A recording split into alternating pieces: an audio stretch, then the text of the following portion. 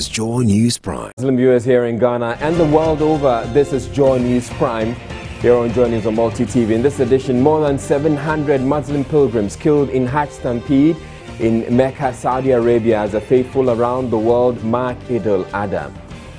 Though the nationalities of the casualties have not been established yet, there are fears some Ghanaian lives may have been lost.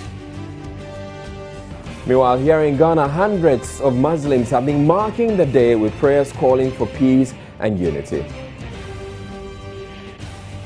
Two persons, including a Sudanese national, arrested for alleged passport fraud. And in business, bulk oil storage and transport company commences processes to enable it to extend gas pipelines to northern Ghana. Aisha will be here with the business news, and also in the bulletin, the Ghana Air Force is taking delivery of 4 new helicopters to, among others, patrol the country's oil and gas installations. We also have sports, entertainment, the interactive segment, and international news. My name is Israelaya, and this bulletin is also available across Europe on ABN television. Stay tuned.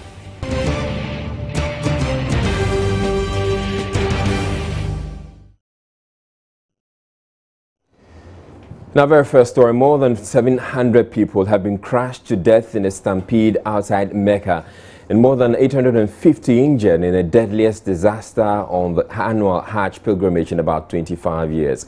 Panic broke out when 2 groups of pilgrims preparing for one of the last major rites of their trip collided at the intersection of 2 narrow streets.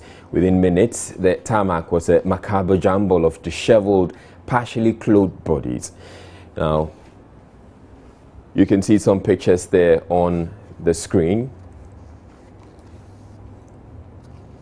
Right, but this apparently has been happening in times past, and there have been even more serious such tragedies in the past. In 1998, or in February 1, 2004, 244 people were killed. In May 23, 1994, 270 were killed also in a tragedy like that. January 12, 2006, 364 were killed. On July 2nd, 1990, 1,426 were killed. And it turns out that the July 2nd tragedy happens to be the most tragic. 1,426 people lost their lives. We'll be speaking shortly to the spokesperson for the National Chief Imam, Sheikh Barima Osei. But we're also been told that a probe has been ordered into today's tragedy, in which about 717 people were killed in that tragedy.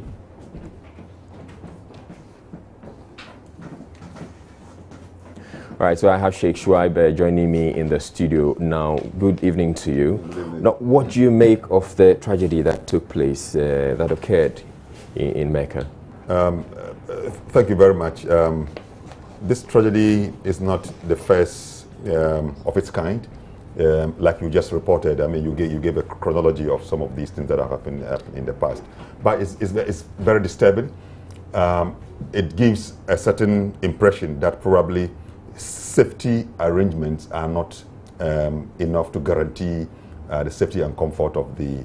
But I know that the Saudi authorities have been doing their best and trying to review and restructure some of the sites for the rituals to guarantee. When it happens this way, we say it's very disturbing, and we sympathize with those who have fallen casualties to this. Now, I know that the Saudi authorities in the time, they have to manage loads of people. I'm told about 2 million people, converging in that space. But there have been arrangements and there have been reviews to safety precautions and all that in the past years. So how come it keeps happening? Well, from one angle, you look at accidents and sometimes how they do happen. Outside of the pilgrimage enclave, you hear accidents happening, so sometimes we have no control about what happens. But With respect to this year, the first instance was the breakdown of a crane that fell on some people. My view over here is that probably there was something wrong with the planning, because you are bringing a massive number of people in one particular area whose comfort and safety and security is part and parcel of your concern. Then what we would have done is to ensure that we would have done this arrangement, all cranes and everything removed ahead of the beginning of the pilgrimage. Unfortunately, probably that is not what happened, because I know that the Saudi authorities were trying to expand the space for the circumambulation so that they can guarantee comfort and safety of people. Unfortunately, the paradox is that even as they arranged for such safety, the safety arrangement itself was the reason why there were these casualties. So there was the incident that happened about 2 weeks ago. Yes. I'd like you to hold on for us a bit. Now, no Ghanaian pilgrim has at least for now been identified as part of the victims of this morning's stampede in Mecca. That's according to the chairman of the Hajj board, Al-Hajj Ibrahim Tanko Abdul Raif. He, however, says some Ghanaians are likely to be involved in the incident, which has left at least 717 people so far killed. There is actually fear and panic, because when we went to the Jamarat, we were all expected back to our camp. But people who went differently, some of them haven't come, and then now it is speculating that those who haven't come, there is a problem. But what we have on record from our landlord, which is Muassasa, under the Saudi authorities, is that they haven't gotten any casualties from Ghana. But we still consider that it is possible that Ghanaians were involved. But as of now, we don't have any official indication that any Ghanaian is involved. So as we speak, how many people are missing so far? Now we have gotten some people, about 60. We are bringing them back to camp. But we need to have some little time to be able to get the actual list that is left. You know, it is a huge event, and then people mingle with other countries, and then it is very difficult to identify them sometimes. And sometimes too, when they get missing, they look for the nearest police station, or they look for the nearest area where they can describe, and then call to tell our people that they are at this place or that place. Then we would dispatch a team to go around and rescue them. You indicated earlier that you are very sure that Ghanaians could be involved. Is it because of where it happened? No, not because of where it happened. Wherever it happened, it is possible Ghanaians could be involved, because they are supposed to be at all those areas. And this is a very important area that you have to go and do the stone throwing at Jamarat. And at the particular time that it happened, it was possible Ghanaians were involved. But as of now, we don't have an official indication that Ghanaians were involved, because we are dealing with them officially. And Saudians have said that until they do their investigations to ensure that they are dealing with a Ghanaian casualty, they wouldn't, they have to make sure they go through documentation before they be able to release any information. And when you can see somebody, you can see a Ghanaian with a card, but they can tell you it's not a Ghanaian. So they don't do their things like that. They have to make sure they do due diligence before they are able to give you any information related to any casualty. And when do you hope that this process would be finalized for you to know whether that is subject to the availability of information from the Saudi authorities. All right, so I still have with me here in the studio the spokesperson of the National Chief Imam. We're aware that the National Chief Imam is also there in Mecca. Do we know if he's okay?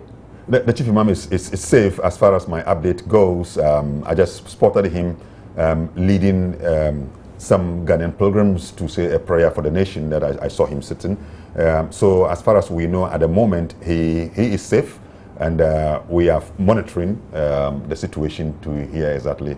I know if something has happened to him in the next minute, we will hear about it. So we guarantee the nation that the Chief Imam is safe. Do you understand how this could have happened? We're told that they were heading towards a point where they were going to stone the devil. I'm told it's part of that's symbolic stoning. Okay. Yeah. And somewhere at a certain conference or a certain junction, that was when the stampede happened. Yeah. For some time I have not been to Mecca, but as far as my memory goes, there was a time when the stoning site was just like a sepulchre. I mean, where people crowd around to cast their stone. There was a review of the structure to allow for greater space for the stoning, and that helped. There was also a period when there was only one entry into the zone where you do the stoning, and that same entry was also serves as the exit. And so anytime there was the crowd, it created some stampede. But now they mentioned that it was through a certain tunnel where pilgrims from two different sites just met, and the crowding has given rise to this. But I think that it gives us the responsibility now to quickly look at that site again, because in just one city, about say 2 million people, and the stoning period also demands that almost every pilgrim within the period will go there and do the stoning. So a certain engineering is needed to be able to see movement of people within the area and the movement of people out. Safety, how do we guarantee it? A certain new re-engineering is, if it goes beyond the expertise of the Saudi authorities, and I think that they need to get some outside help. International experts. Yes, and I think that it should be something that we are able to handle, because it is not in the interest of the image of the Hajj, which is a seasonal activity for Muslims, to be experiencing this, and it just generates some wrong impressions, of which some people say that people just even want to go there and die, and then they will enter into the paradise, which I think is a misconception.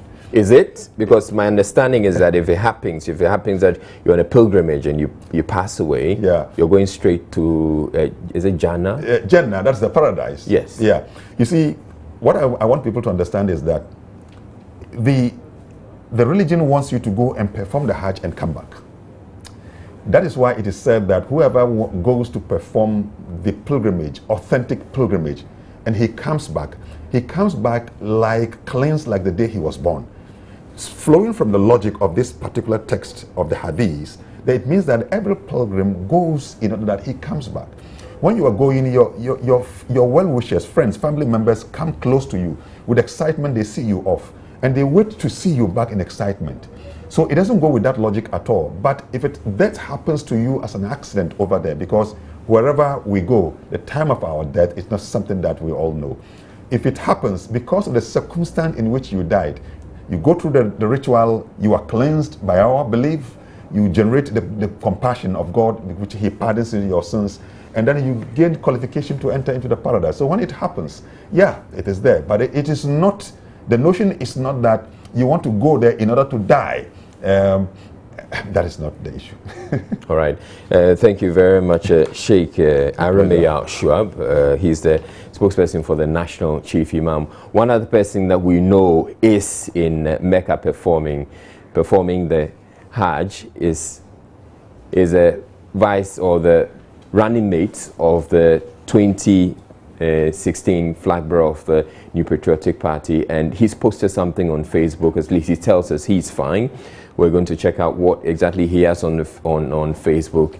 He says, Eid Mubarak, wishing that Allah accepts our good deeds and sacrifices, alleviates our sufferings, and forgives our transgressions. Wishing you a happy Eid. It is my hope that we remember all those who have passed away in the course of this Hajj in our prayers. May Allah have mercy on their souls and grant them Jannatul Firdaus, and may Allah heal the injured. So Dr. Mamadou Baumia, he posted this some 4 hours ago, and at least that tells you that he is safe and well. We're taking a break here on Joy News Prime. We'll be back with more. Please don't go away.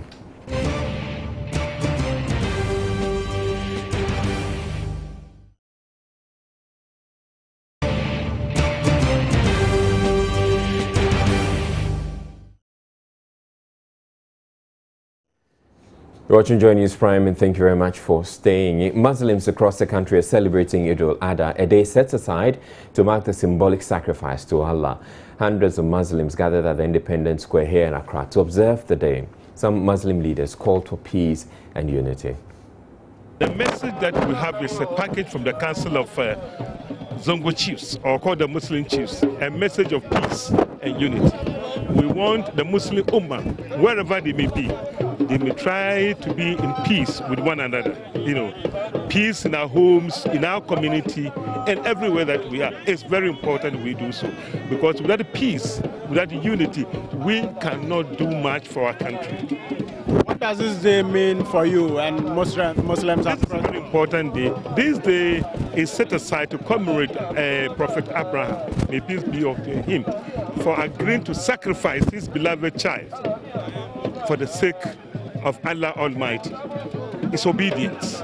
To me, I look at this day as a day of obedience by everybody. If a prophet of Islam has been obedient, why not also be obedient to our country, obedient to our law, to the leadership, respect and obedient to our parents.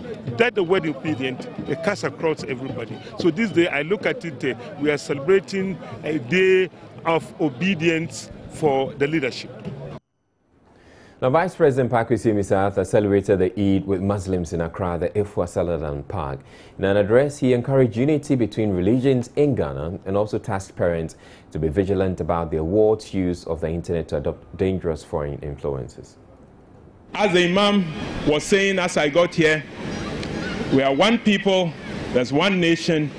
We shouldn't bring differences between the two religions or even inside one of the religions. And that is the main story, that is the main lesson for today, that we are one people of faith and we celebrate the Almighty, and we should not manufacture differences between the religions. The world is a very dangerous place now, especially for the youth, and we have to be careful about the lessons that we pick from other countries that want to bring differences in our country. We have to be worried of the dangers of the internet and of the things that people who are innocent will learn from this powerful medium. And I agree that our parents, as parents, we should be mindful of what our children are doing, especially with the internet. Because the internet is anonymous, and there are many people who don't like us, who are trying to influence us, and we should be careful of what we learn.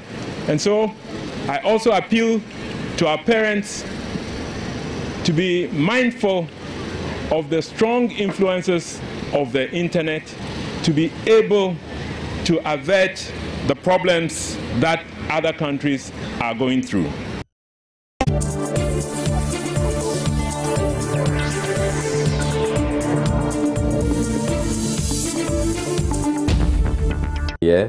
To give us all the business news.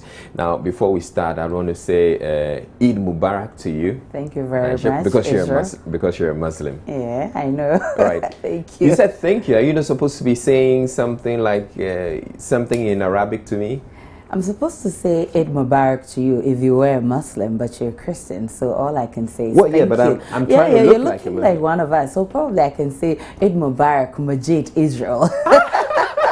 So you're calling me Majid. That's a cool name, actually. That's a cool name. But talking about the Eid, we're hearing all these the tragedy and the loss of lives in Mecca. You've been to Mecca before, so you're a Hajjia. Yes. Have you been through this junction where we're told that the people died? Yeah, it's terrible. It's terrible. We were lucky. I was just saying a while ago that something like of this nature didn't happen, but it could have happened because of the crowd. I mean, you're talking about the whole world coming at one stage to perform a certain ritual, and it's sad because the anxiety or the aggressiveness that people want to perform the whole thing with, it comes with a whole lot of, and I think that we should do more, or we should educate people more on how to prevent some of these things. It's really terrible. But may Allah be with your souls. Amen, amen, amen. So let's look at goats and sheep that have been in the news a lot lately, having been identified as the main alternate currency used as bribes in the judicial corruption scandal expose by Anas Arimeo Anas. Their popularity, though, hasn't, however, translated into sales, as found out by Joy News' Michaela Anderson in the following report from the Aveno cattle market here in Accra.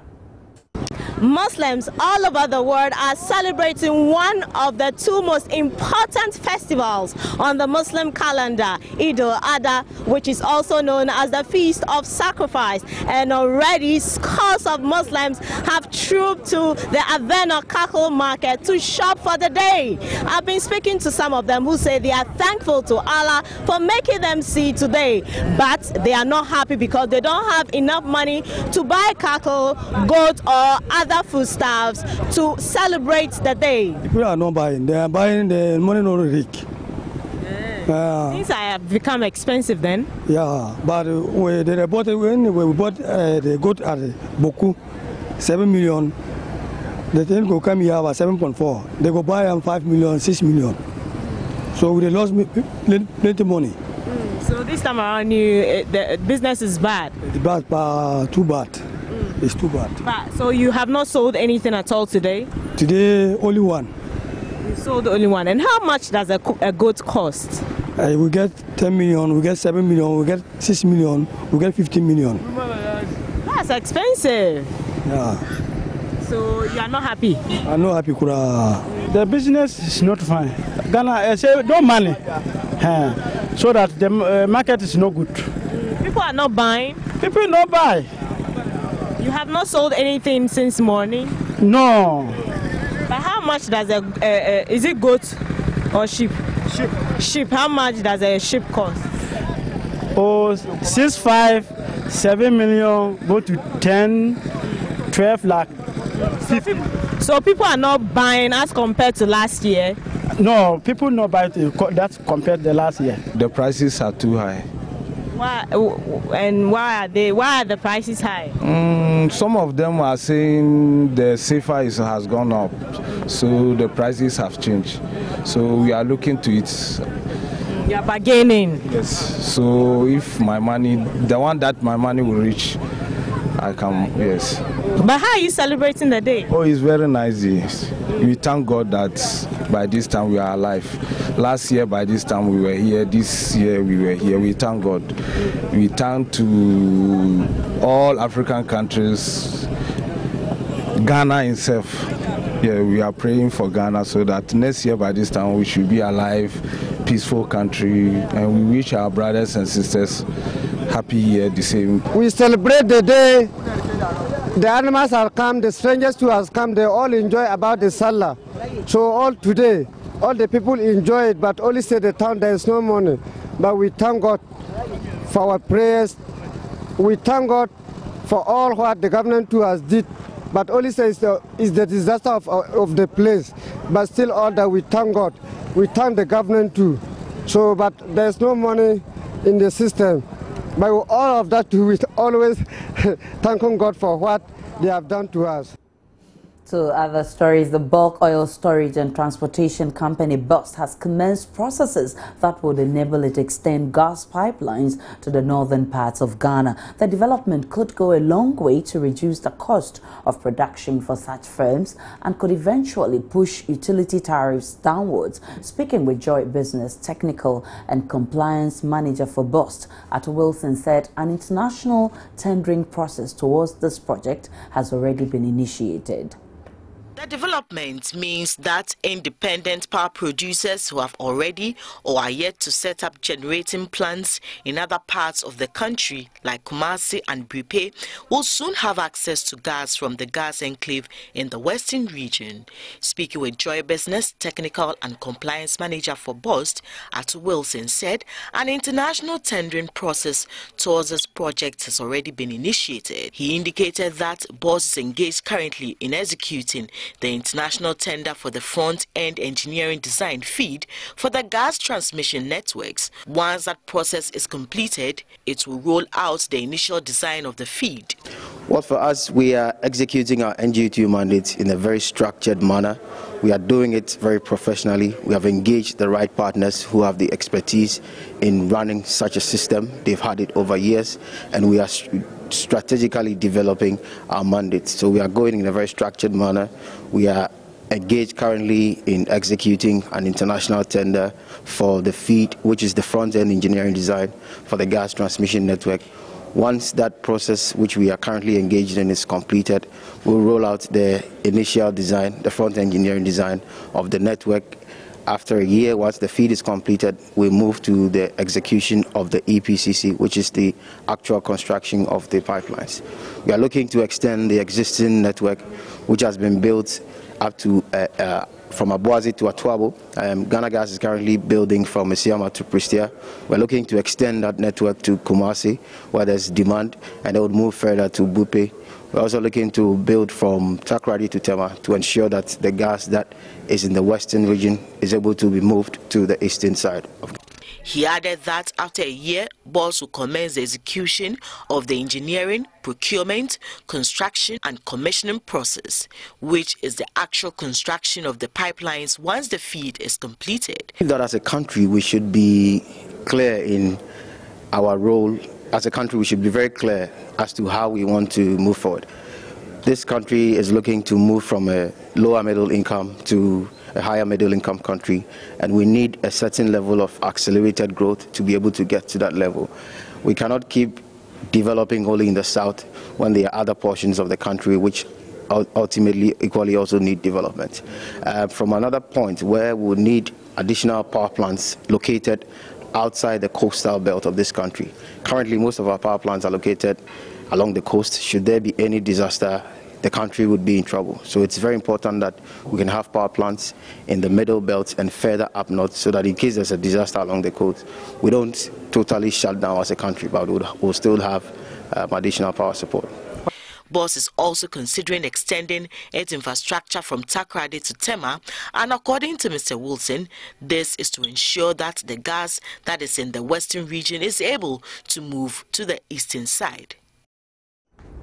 A new electronic trading system for government bonds has been rolled out. Bloomberg and the Ghana Fixed Income Market GFIM launched the Bloomberg e-bond trading and market surveillance system recently. GFIM, an organization operating under the Ghana Stock Exchange, acts as the sponsor of the Bloomberg e-bond system. The Ghana Fixed Income Markets Governing Committee is comprised of representatives of the Bank of Ghana, the Ghana Stock Exchange, the Central Securities Depository Limited, the Association of Banks in Ghana, ACI Ghana, and licensed dealing members of the Ghana Stock Exchange. The Bloomberg e-bond system provides electronic trading and market surveillance tools for participants in Ghana's $7.7 billion fixed income market. The system will be the primary execution platform for all fixed income trading under newly established Securities Exchange, the GFIM. According to Deputy Governor of the Central Bank in Ghana and Chairman of the GFIM Governing Committee, Millicent Na, the GFIM was founded by a consortium of financial institutions with a shared vision of a fairer, more transparent and more efficient market for all Ghanaian fixed income securities. The introduction of the Bloomberg e-bond system is a significant step towards realizing that vision and establishing a more credible, globally competitive secondary debt market in Ghana. The Bloomberg e-bond system is set to provide a complete, consolidated marketplace for Ghanaian government bonds, offering market participants a robust and flexible set of tools supporting the full trade workflow.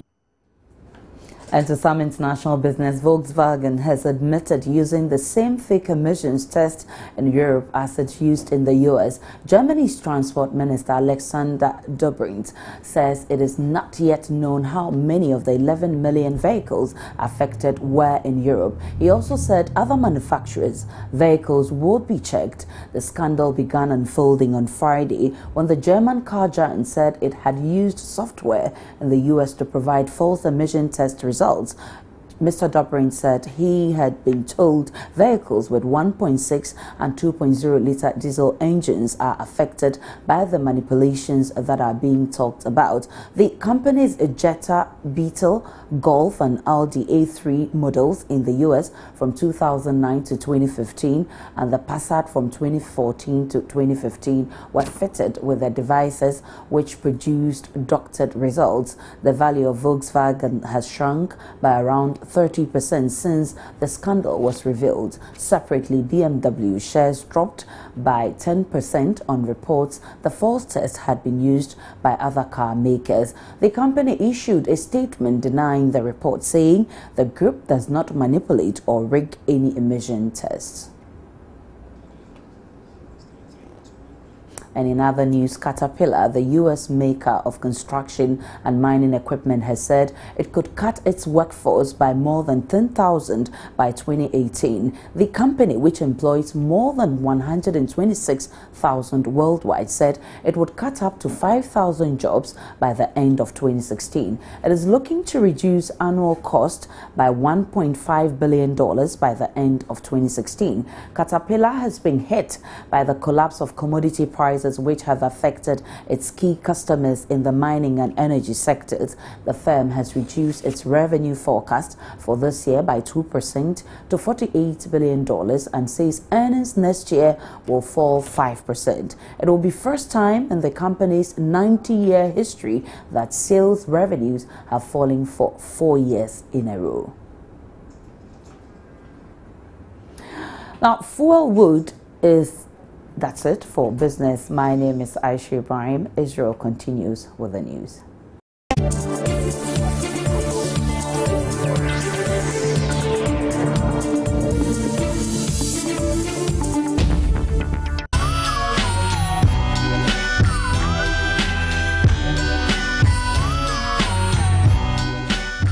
Right, so it's time now for entertainment, and one of my beautiful sidekicks, Miss G, is not here. In her place, I have Ajete Anang, actor extraordinaire, and also popularly known as Pusha O Pusha. Pusha O Pusha. It's good to have you on set. My pleasure. What have you been up to? Hey man, I'm just coming from the National Theatre preparing for Divorce or Suicide, the stage play coming off this weekend, tomorrow. Is this something you're directing? No, I'm featuring in it. I'm acting in it. Okay. Yeah. So apart from that, what else? What's well, beyond that, I'm preparing for an action movie. An action movie? Yeah. Oh wow. Yeah. Yeah. So yeah, pretty much. Of course, you have the Idris Elba kind of look. Maybe you're Ghana's James Bond or something. Really?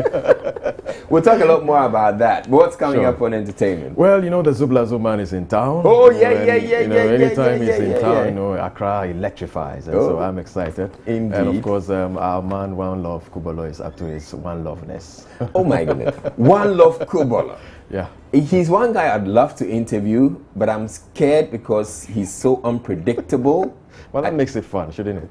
No, but there's some things we can't do on I TV. know, right? I do. You can do that on some other networks. Sure. Anyway, cool. So give it us. Anyway, let's go right in it. So, Francophone musician Freddie Merwe has disclosed the brain behind his popular song, Miss Lolo. The musician, who is in the country for the African Legends concert, scheduled for the 26th of September, named Ghanaian maestro amongst his African legends.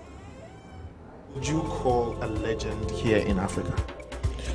In Ghana especially, everybody know Mr. Music Man. Kojo Antwi is the one who I work here, and is somebody very, very example, because he showed the way to the new generation, and now we know Sarkodie, we know so many singers, Trigmatic, and and Trigmatic especially using high life music to work, and I appreciate. Is it true that you like everything big? It depends. If it's from ladies, yes, but for men, no. So if it's ladies, you like them big? For yes. We look for the flesh. So you like Lolo? Like you like it big? Like you never drink milk when you were a child. Okay. When you were a baby, you drink milk. Like me, everybody like Lolo.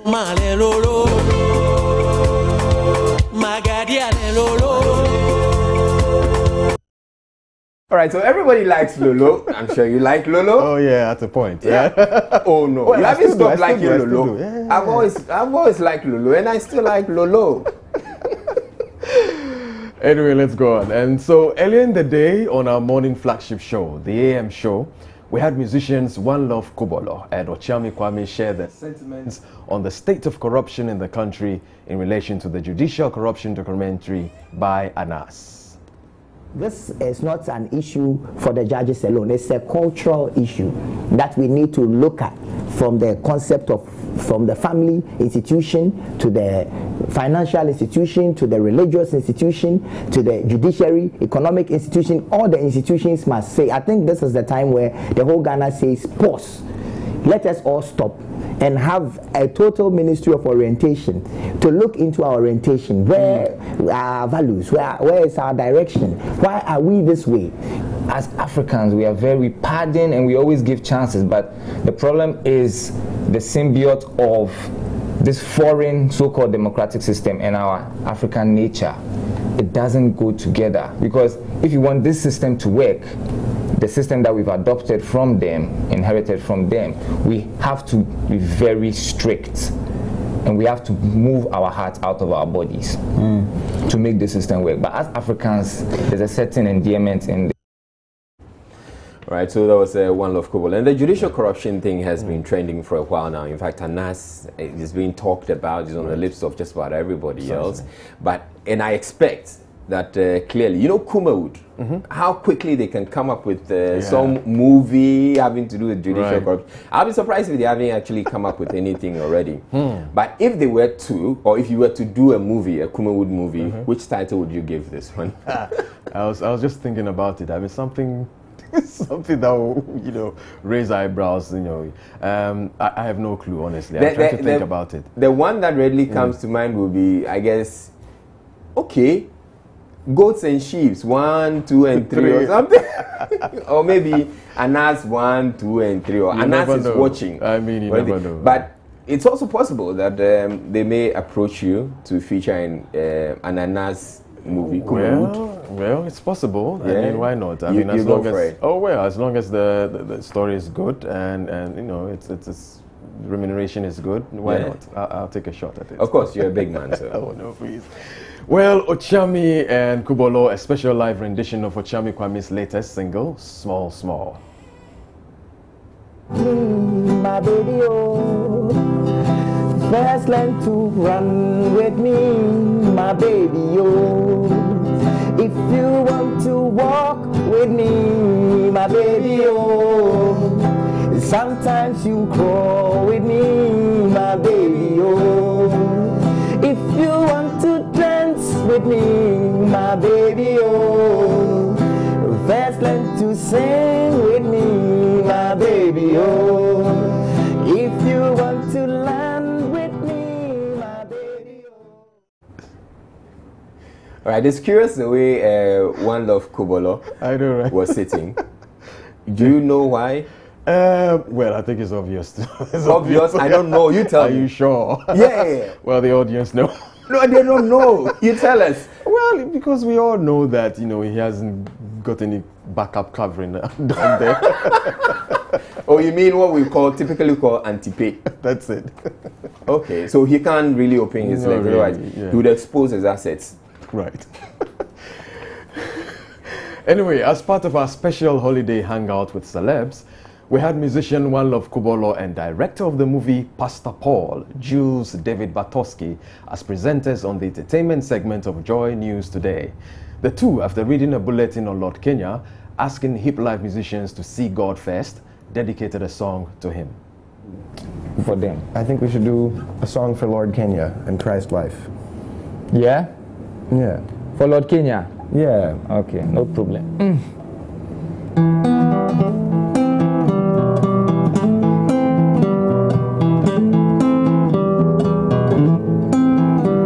I wish I could kill every Christian, 'cause I love them, and send them right on up to heaven for enjoyment. 'Cause Cause when I look at this planet Earth, in fact, Christians are suffering. We saw Lord Kenya was sweating. Working hard every day, slaving away for their pay, for their pastor, for his offering. Very soon. You see what I was talking about? I know. I mean, why would I want to have One Love Kobolo who can surprise me and do something like really weird and get me into trouble? Now I know what you mean. Exactly. Yeah. You Exactly. don't take chances. Otherwise, I mean, who knows? He may be sitting and all of a sudden he may decide to... There you go. Let's not even go there. Well, today is Thursday, Throwback Thursday, and we want to cast our minds back. So for our Throwback Thursday, we bring you an interesting memory. Here we go. I should have known this was a setup. Oh my goodness. It was a good one. Yeah, it was. It was a good really one. So that's it for entertainment. After we bring you sports, please stay tuned.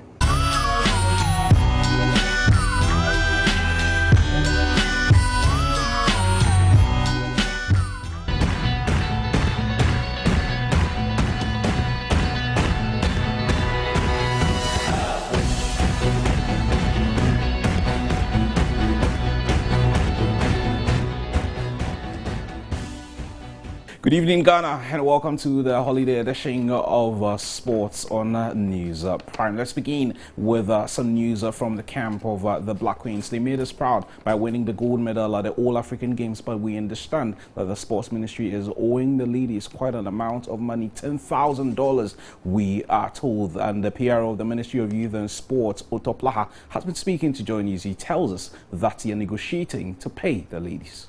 And that's it for sports.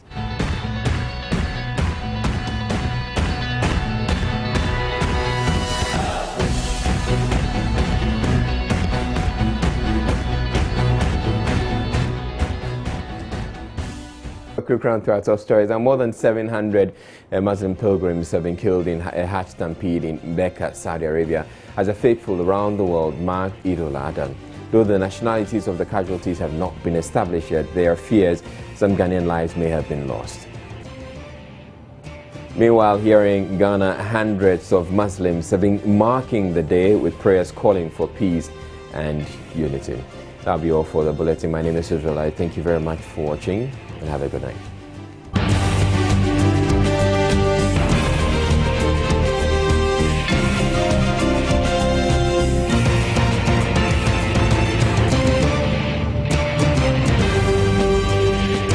This is Joy News Prime.